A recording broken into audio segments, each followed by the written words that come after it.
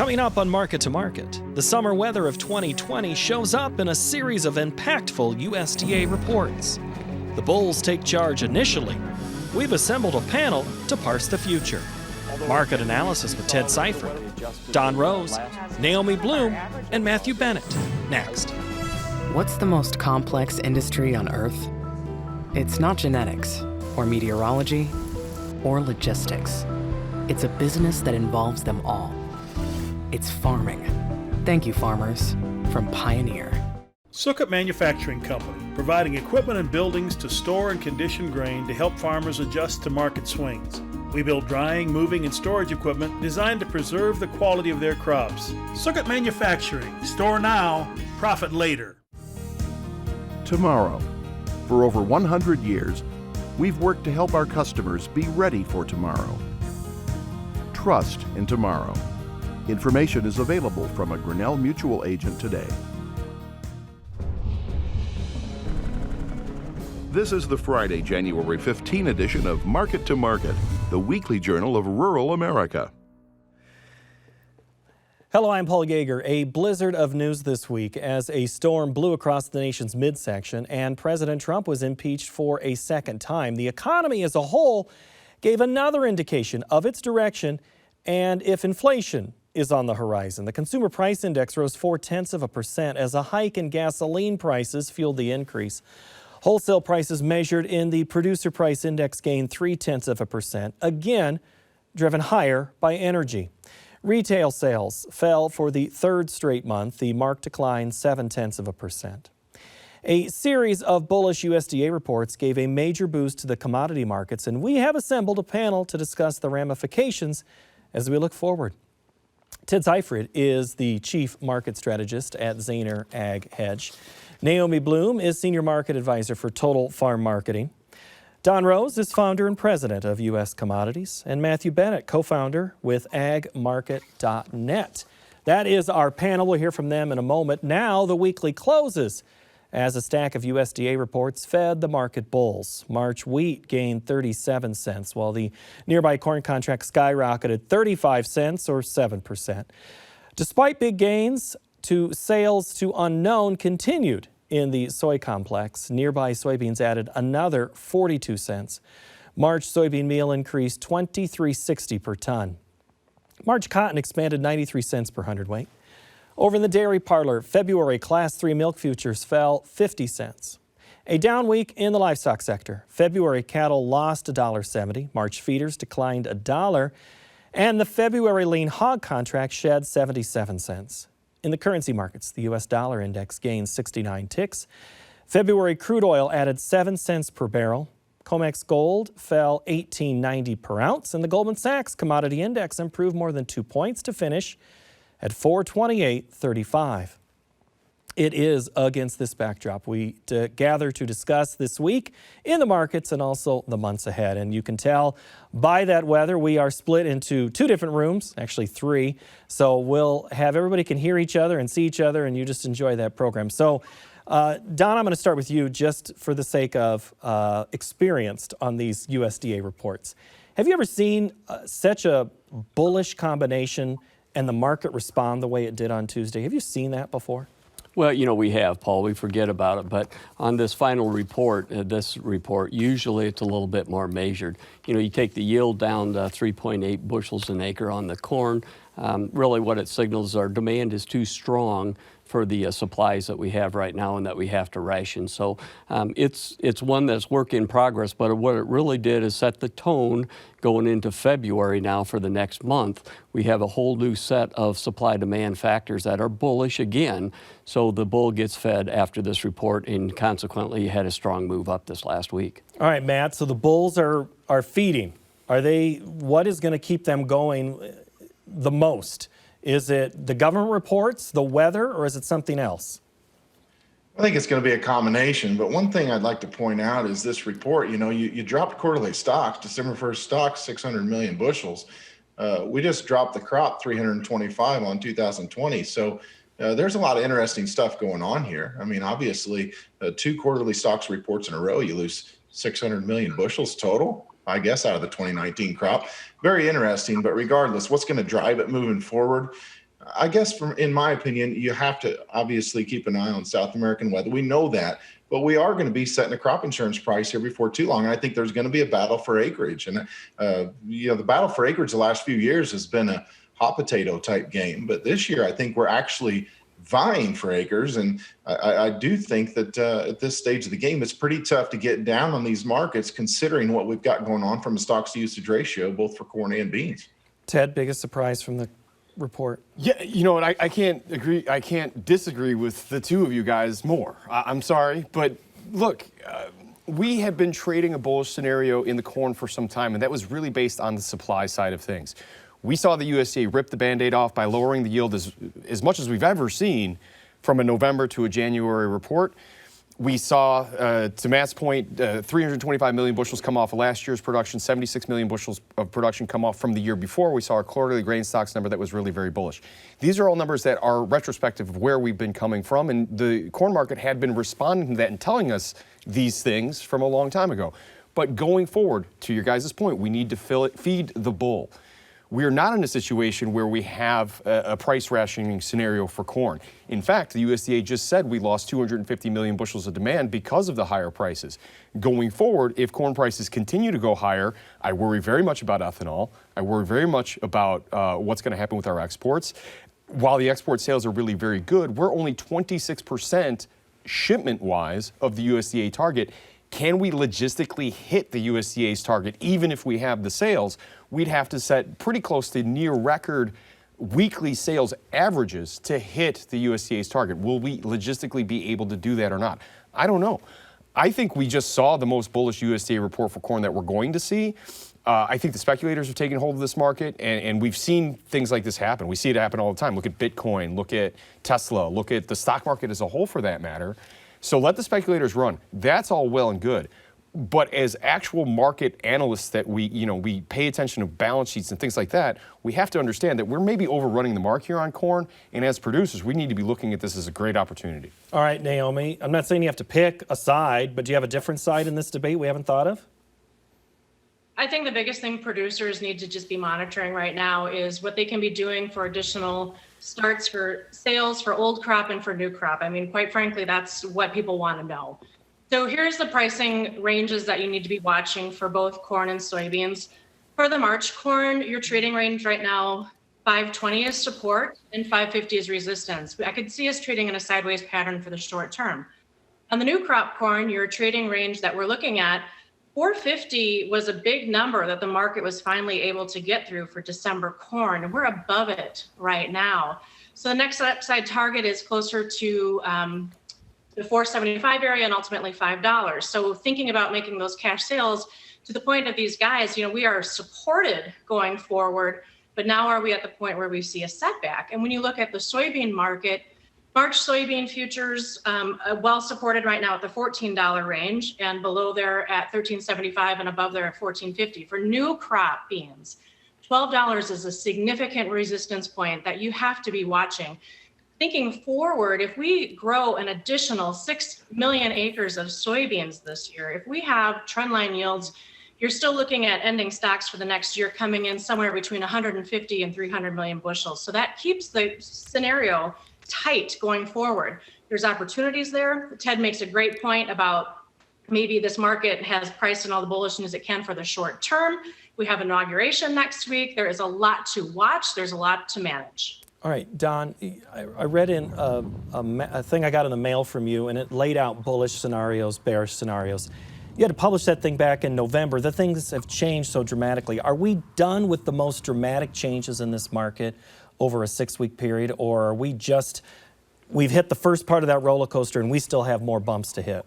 Well, I think we're in for some real volatile times. I respect what everybody is saying, but, the bottom line, actually going forward, nobody really knows. Because what happens is like a card game.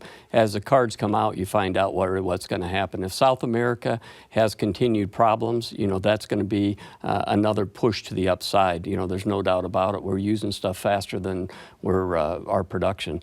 the same thing. If we get into weather problems here, it's going to be another issue. So I think what's really happened at these price levels, we've got a lot of volatility ahead. We've been in an uptrend now for a month. To take a pause and to meter and to see once what the next leg is going to be, up or down, only makes some sense. And I think that's really where we're at. The structure of the market is pretty bullish yet. We haven't seen any real signs of rationing. That's always a look back when it's all over, but that's about where we're sitting. Ted, the R word has been used twice now, rationing. Do we see rationing in corn or soybeans in the United States in 2021? Yeah, okay. So we're talking about two completely different animals, right? Soybeans is a market that aggressively needs to price ration, and to this point, we continue to see daily, 4 out of the last 5 trade days, we've seen daily sales on the wire. We haven't completed the job on soybeans, and to me, that's the most bullish thing about the corn market right now. We have started to ration demand, at least according to the USDA, we've started to ration demand in corn. We don't need to ration demand in corn. If we continue to ration demand in corn, we'll end up at 2 billion bushel carryover. Does that justify 550 corn? I don't think so.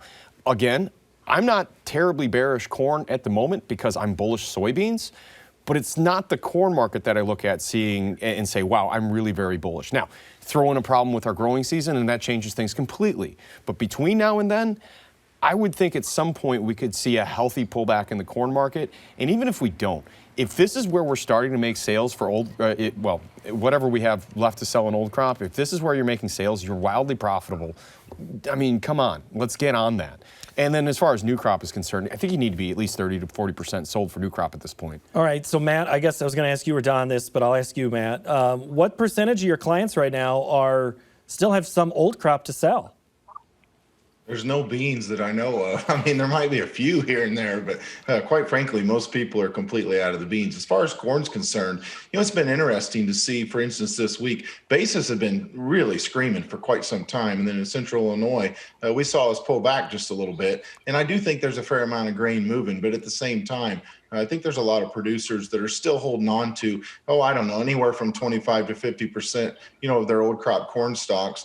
Anything that they have in the bin, they've been a little more stingy with, of course. Stuff that was in commercial facilities, I think, has been priced or some sort of a transfer of ownership there. But, I think that the main thing for me is that, when you look forward for corn, some of these buyers are telling me that they're still having a hard time being able to get a hold of corn on farther out. You're seeing really good basis push, whenever you get into that Feb-March timeframe. So I think that cash grain's still going to be awfully good property. But I would agree with Ted. I don't know why a person wouldn't want to sell some 550 corn, or 5 1/4, whatever your basis is, or whatever the true price that comes to you. That's the best cash price for corn you've received in 7 or 8 years. It's pretty tough for me to, to thumb my nose at that. All right, so Naomi, I guess I'll ask you as well. I mean, is there any incentive to be selling if you've got old crop, given the run we've had? And I'll say corn or soybeans, you can pick either one. Is there a reason for anybody to sell, knowing what our past has done in the last 6, 8 weeks? Because you're like, it's going to go higher, right? Or am I way off? Right. Well, so the thing again, right now, the market is keeping an eye on a few things. So it's keeping tabs of just the trading range that the market's in. We're watching the fund positions near record longs. So if in the bigger picture, we are well supported going forward, and looking back 2007 into 8 and 2010 into 11, the funds started building their long position at harvest, and they continued to stay long overall until June. And that's when the market peaked in those years. So the funds can get long 400,000 contracts, and then they can ease up a little bit to 300,000 contracts, but then still overall hold that long position. For producers, I think we saw a lot of sales here recently with the USDA report. We saw a lot of sales because it's a new year and it's a new tax year, so they're ready to start making those sales on the books again. And I agree with Matt, a lot of producers probably holding on to 25 to 50% of old crop yet, but it is time to keep moving on things. You never know when the next black swan could be around the corner. And then as far as much higher prices to come, I think Ted said earlier, it could just more be tied to summer weather, which of course is 5 or 6 months away. So do keep an eye on the value that is in front of you. But at the same point, this is a fundamental situation, so much different than where we even thought we could be. And the fundamentals are going to keep us supported into 2021. Yeah, first of all, Paul, I've been hearing in the last few days that, guys are going to the elevator to dump. and lines are longer than they were at harvest, right? So you are seeing some of that cash move right now. Secondly, whoever's not selling the old crop corn right now, you're trying to make up for selling beans too early, and I get that. But guess what? Forget about that. Look at where the price of corn is. You've got the opportunity. It's a good time. Go ahead and do that. As far as soybeans are concerned, if you have any old crop soybeans left, I want you to take something into this growing season. Make China come and get them, is what I'm going to say. All right, Don? Well, I just think when you look at the market, overall, what the market's really about is if we're not rationing going higher, how do you ration going lower? And, these markets, I agree with everybody. There's no doubt you should be scale and selling from a producer standpoint. But I'll also remind people, from a trending system, you never know how high it can go. I can remember we went to $8 and it was the same type of talk that we had. A market ends violently, these markets like this. It's not a market that goes up like it has so far. You go up like 20, 30 cents, for a few days in a row, and then you spike and top. So I think no doubt you need to be selling stuff at these levels to manage things. You can also change ownership, make some cash sales, and then change your ownership into some options. All right, I want to take escalator up, elevator down, right, Don? We do. That's exactly right. I want to take one of the questions we got from Twitter this week. Thank you so very much on Facebook and Twitter. Great stuff. This one I want to start with Chad and Grimes. Matt, the adage for the cure for high prices is high prices. So what are your favorite 2 or 3 factors that you watch when which may signal a fundamental shift to the downside? What are you watching, Matt?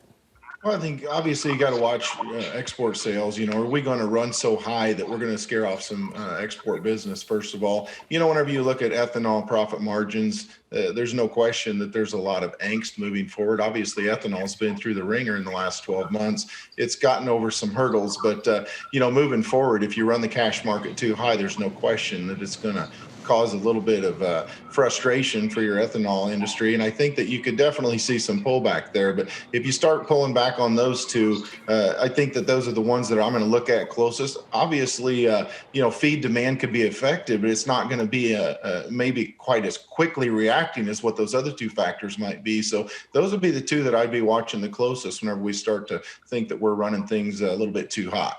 All right, Naomi, do you have anything different than either of those 2? Also, in addition, I would say to keep an eye on the value of the U.S. dollar. It's been starting to creep a little bit higher here lately. That is, of course, tied with the exports.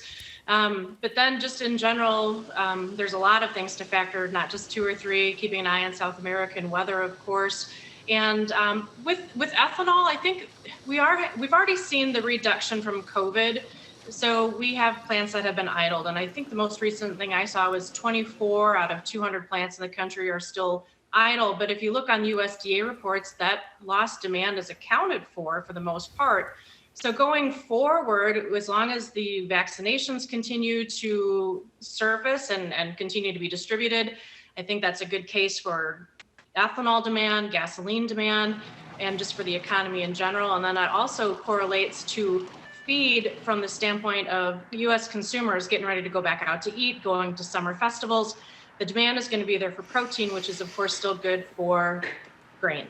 All right, hold that on the protein side of things. Ted, I have a question here. I'm going to ask Paul on Twitter asks, he's Northeast Iowa farmer, and this is something you've kind of alluded to, and you may even know this question's coming. Why is the spread so large between nearby soybeans and November 21 beans? It makes it hard to get excited about pricing new crop. You've kind of talked about it. Yeah. But answer this one a little bit more for me. And actually, there was a question that Paul and I had talked about earlier in the week, too.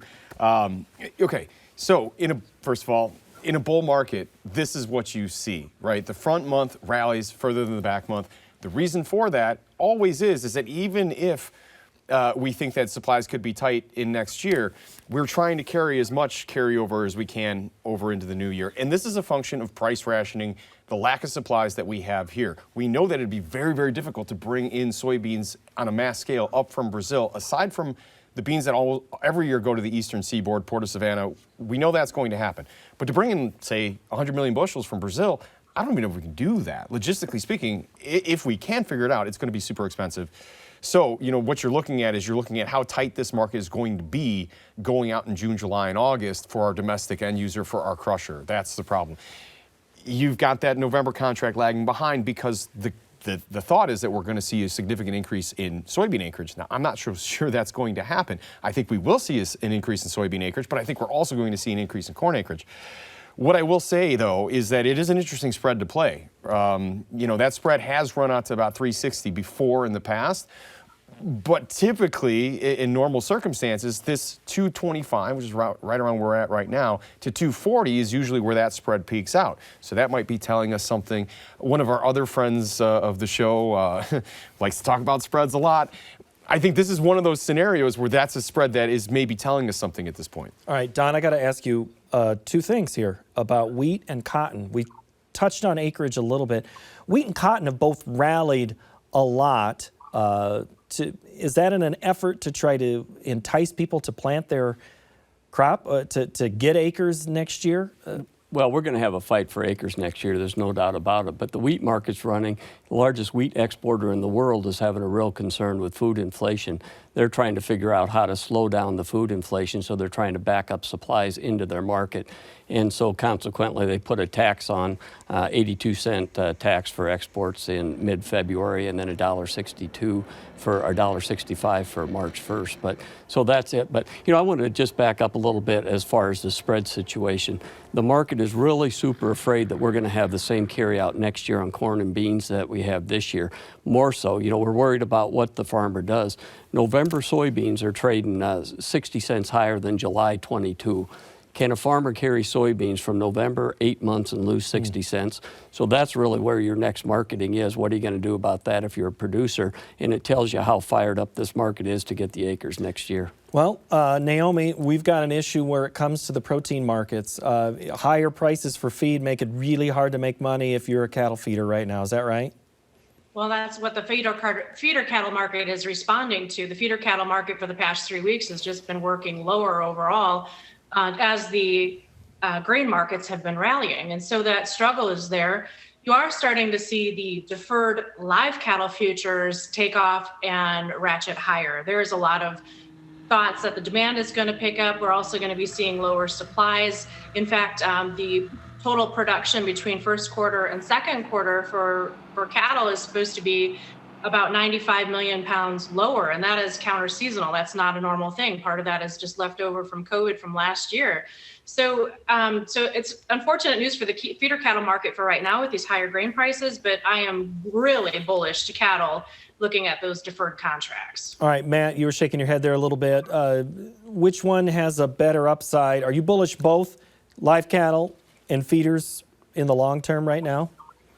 I have a hard time being bullish feeders for right now. I mean, in my opinion, with feed costs the way they are, I mean, it certainly isn't going to be something that's typically supportive to feeder cattle. But I'm like Naomi, and I think that there's other people that are like Naomi and I, and that you see this big carry, nice carry in the market, healthy looking market. There's no doubt that I think the industry is expecting that these big supplies we've tried to chew through here in the first quarter that we're going to still be working through at the start of the second quarter. Those aren't going to be around near as much as what you're going to see in the third and fourth quarter. And the nice thing about beef demand is beef demand stayed pretty darn strong here in the last year at times whenever you would have thought that it wasn't going to. So, I do think that you'll see a little bit of an uptick whenever people go to restaurants. But as I've said before, I'm pretty sure people ate a heck of a lot of beef whenever they were barbecuing at home too. That's right. Which is a really good thing for us to see. My freezer still has a lot of hamburger from the summer. Ted, in 1 minute on hogs, is there a worry in that market that a lower near-term cattle market is going to pull that market down? Is there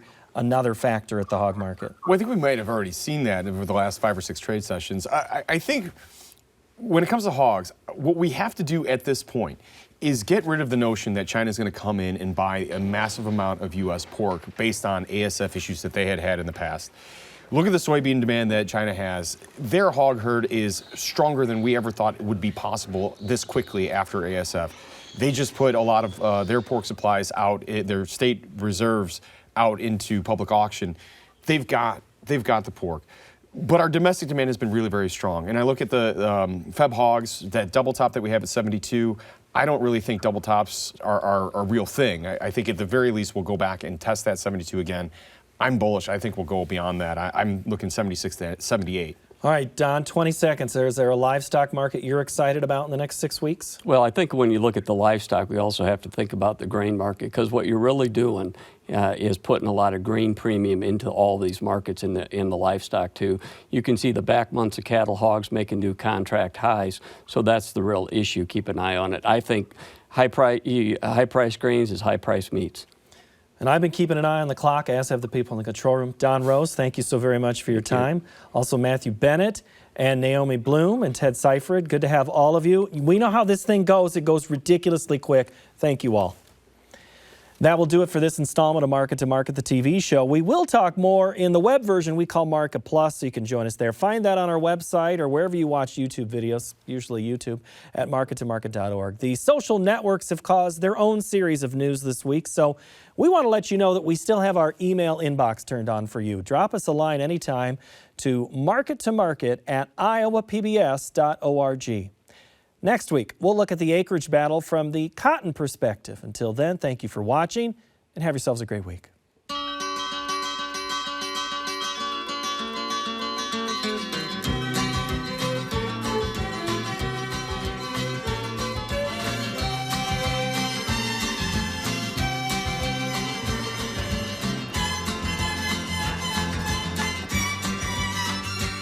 Market to Market is a production of Iowa PBS, which is solely responsible for its content.